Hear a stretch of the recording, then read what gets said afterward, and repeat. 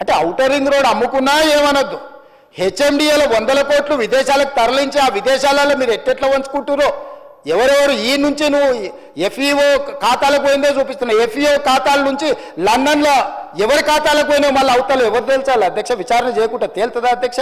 Plus నోట్లు పంపలే అధ్యక్ష, pounds కొనాలి ప్రభుత్వం అంటే ఆర్బీఐ అనుమతి తీసుకోవాలి అధ్యక్ష. ఫారిన్ కరెన్సీ పర్చేజ్ చేయాలంటే ఏ ట్రాన్సాక్షన్ చేయాలన్నా రిజర్వ్ బ్యాంక్ గైడ్ లైన్స్ ఉన్నాయి అధ్యక్ష. ఎట్లా పడితే అట్లా నా దగ్గర నోట్లు ఉన్నాయని నోట్లు ఇచ్చి డాలర్లు కొంటా, డాలర్లు ఇచ్చి పౌండ్స్ కొంటా, లేకపోతే రూబీలు కొంటా అని లేదు అధ్యక్ష. భారతదేశము రాజ్యాంగం పరిధిలో రిజర్వ్ బ్యాంకు కొన్ని నిబంధనలు అధ్యక్ష. పౌండ్స్ కొనాలంటే రిజర్వ్ బ్యాంక్ అనుమతి ఇవ్వాలి అధ్యక్ష. హెచ్ఎండిఏ ఖాతాలో ఉండాల్సిన పైసల్ని సీదా బ్యాంకుకు పోయి పౌండ్స్ కింద మార్చి పక్క దేశాలకు పంపించినందుకు ఇన్కమ్ ట్యాక్స్ నీ మీద ఫైన్ వేస్తే దానికి ఒక 8.5 కోట్లు కట్టి ఇవాళ మొత్తము 600 కోట్లకు మీరు లూటీ చేయాలని పథకం వేసుకొని 55 కోట్లు కొట్టేసినాక పట్టుబడి దాని మీద ఈరోజు విచారణకు సంవత్సరం నుంచి చర్చ జరుగుతుంటే దాని మీద విచారణ ఈరోజు ఏదో కొత్తగా వచ్చినట్టు ధరణి మీద చర్చ వద్దు, దాని మీద చర్చ చేయండి అంటున్నారు అధ్యక్ష. ఏం అధ్యక్ష? రేపు ఎల్లుండి అవతలెల్లుండి ఎట్లా కోర్టులో విచారణ జరుగుతుంది, ఏసీబీలో విచారణ జరుగుతుంది, మళ్ళీ హౌస్ వస్తూనే ఉంది. 4 సమావేశాలు వాళ్ళు అడగలేదు. ఇవాళ ధరణి వచ్చినప్పుడే ఈ ధరణికి సంబంధించిన లోపాలను, ఘోరాలను, నేరాలను ఈరోజు ఈ ప్రభుత్వం బయట పెడుతుందని భూభారతి చట్టం ఎట్టి పరిస్థితులు ఆమోదింపజేయనీయకూడదు.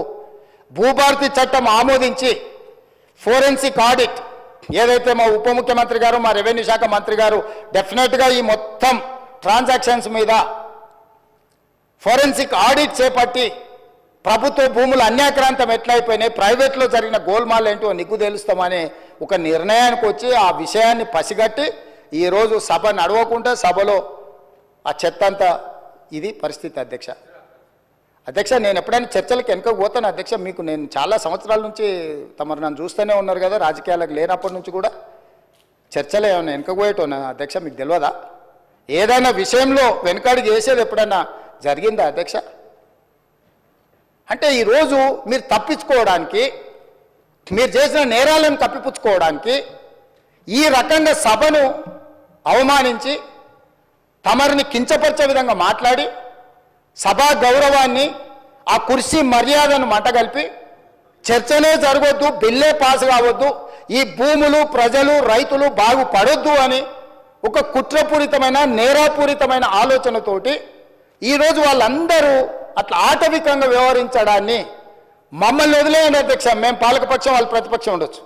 కమ్యూనిస్టు సోదరులు ఎప్పుడు కూడా మీరు గతంలో కూడా చూడండి, ఎప్పుడు కూడా చాడ వెంకటరెడ్డి గారు ఉండొచ్చు, లేకపోతే నోముల నరసింహయ్య గారు ఉండొచ్చు, లేకపోతే అంతకంటే ముందు వెనక్కి వెళ్ళిన వాళ్ళు ఎప్పుడు కూడా ప్రభుత్వం ప్రతిపక్షానికి పాలకపక్షానికి చర్చలలో ఒక డెడ్ లాక్ వస్తే, అంటే ఒక ఏమంటారు ఎక్కడిదక్కడ ఆగిపోతే వాటిని సమన్వయం చేసి చర్చలకు ముందుకు తీసుకెళ్లే అధ్యక్ష.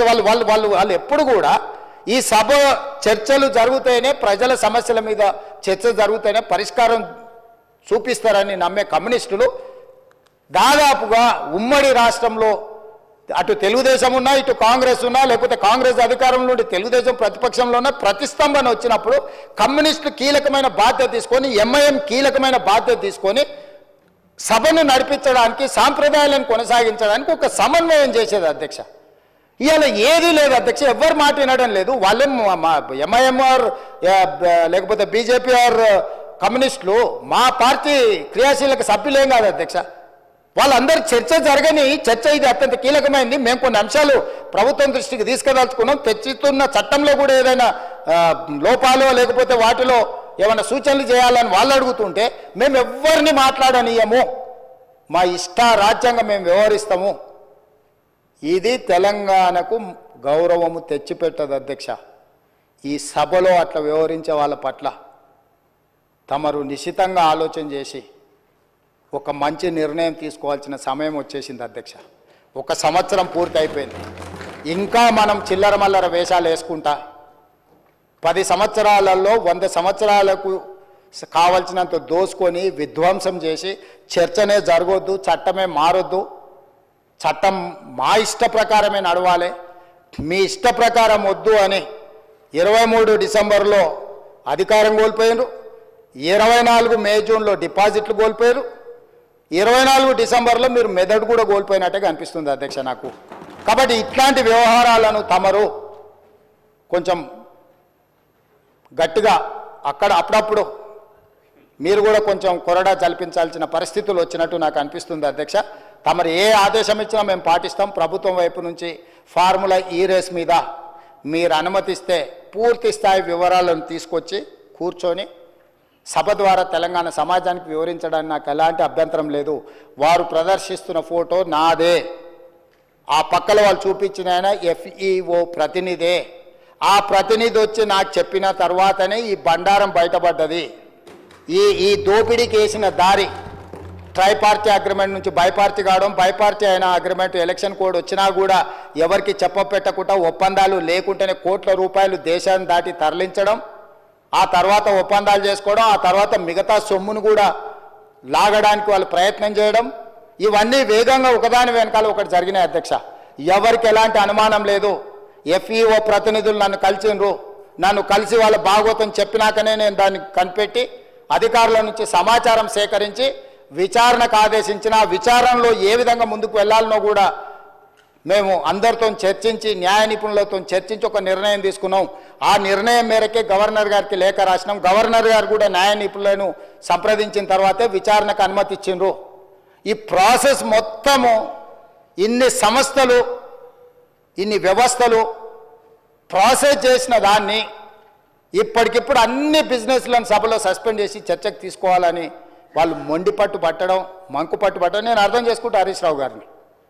ఎందుకంటే హరీష్ రావు గారు ఇక్కడ అల్లరి చేసి చొక్కాలు తెచ్చుకోకపోతే ఇంటికి పోతే కొరడా దెబ్బలు ఉంటాయి అధ్యక్ష, కోదండ ఉంటుంది అధ్యక్ష. నాకు తెలుసు ఏం చేస్తున్నావు నువ్వు అని ఆయన అడుగుతాడు. ఆయన ఇట్లాంటివి జరిగినప్పుడు కొడుకు విషయంలో ఏది చేసినా కూడా కాపాడాలన్న ఆలోచనతో హరీష్ రావు గారిని కొరడాతో కొడతాడు అధ్యక్ష. కొన్నిసార్లు ప్రజల కోసం కొన్ని కొరడా దెబ్బలు తినాల్సి వస్తుంది. నువ్వు మరీ శీలాన్ని నిరూపించుకోవడానికి, లేకపోతే నేను బాగా వీరోచితంగా కొట్లాడినని, లేకపోతే నిన్న నువ్వు అడిగితేనే ఔటర్ రింగ్ రోడ్లో మేము వేసిన విచారణకు కావాలని నువ్వు తారక రామారావు గారిని ఇరికిచ్చినావు అని మీ కుటుంబంలో పంచాయతీ ఉండొచ్చు అధ్యక్ష. సహజంగా కుటుంబం అనే తర్వాత చిన్న చిన్న సమస్యలు ఉంటాయి అధ్యక్ష, మీకు తెలియదా? ఇప్పుడు నువ్వు ఉద్దేశం ఏముందో నాకు తెలియదు. డిమాండ్ చేసింది హరీష్ రావు గారే, వారు డిమాండ్ చేసిండు కాబట్టి అనుమతి ఇచ్చారు. ఈరోజు మహేశ్వర్ రెడ్డి గారు డిమాండ్ చేసిండు, శ్రీనివాసరెడ్డి గారు దాన్ని అనుమతి ఇచ్చిండు. సీనియర్ సభ్యులు అడిగినప్పుడు వాళ్ళు అడిగిన దాంట్లో సహేతుకత ఉండి కొంత బలం ఉంటే వాళ్ళ వాదనలో కానీ విషయంలో కానీ ప్రభుత్వానికి ఏముంది అధ్యక్ష? నిన్న హరీష్ రావు గారు అడిగిన ఔటర్ రింగ్ రోడ్డు విచారణ అయినా, నేడు బీజేపీ పక్ష నాయకుడు ఏలేటి మహేశ్వర్ రెడ్డి గారు చేసిన డిమాండ్ అయినా సహేతుకమైందని ప్రభుత్వం భావించింది కాబట్టి విచారణలకు ఆదేశించింది. కాబట్టి దయచేసి ఈ సభ, నాకు రాష్ట్రపతి గారి కార్యక్రమం ఉన్నది, అక్కడ రాష్ట్రపతి గారి ప్రోగ్రాంకి వెళ్ళేది ఉన్నది అధ్యక్ష. ఈ సభను, ఈ బిల్లు ఒక అద్భుతం. ఇందులో ఏమైనా చిన్న చిన్న సూచనలు ఉన్నాయి, ఎగ్జిక్యూటివ్ ఆర్డర్స్లో ఏమైనా కావాలంటే కూడా మనం కరెక్షన్ చేసుకుందాం. ప్రభుత్వం ఓపెన్ మైండ్తో ఉన్నది, ప్రభుత్వానికి ఎలాంటి హిడెన్ ఎజెండా లేదు. ఒక మంచి చట్టం తెస్తే మాకే పేరు వస్తుంది. ఎందుకంటే ఈ భూమితో ముడిపడి ఉన్న ప్రాంతం తెలంగాణ. ఈ భూమే సర్వం, ఈ భూమే తెలంగాణ సార్వభౌమాధికారాన్ని తెచ్చిపెట్టింది.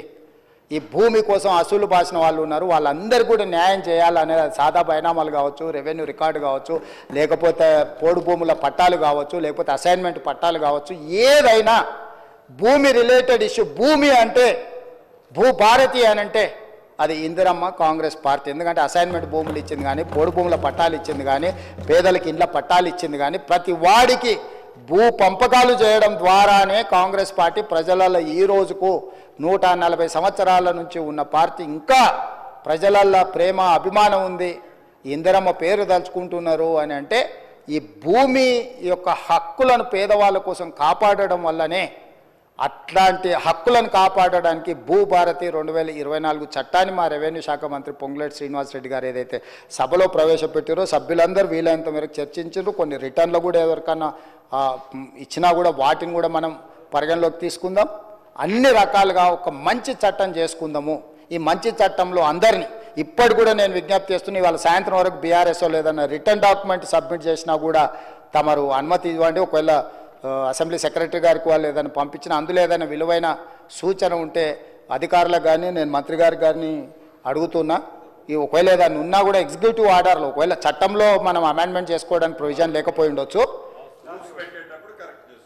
ఏదైనా ఉంటే అంటే వాళ్ళు ఇంత అల్లరి చేసినా ఏది చేసినా వాళ్ళు ఏదైనా విలువైన సూచన చేస్తా అంటే మాత్రం మాకు ఎలాంటి అభ్యంతరం లేదు అధ్యక్ష. ఈ చట్టాన్ని మీ అందరూ పెద్ద ఎత్తున మద్దతు పలికి ఆమోదించాల్సిందిగా నేను కోరుకుంటున్నాను అధ్యక్ష. ధన్యవాదాలు.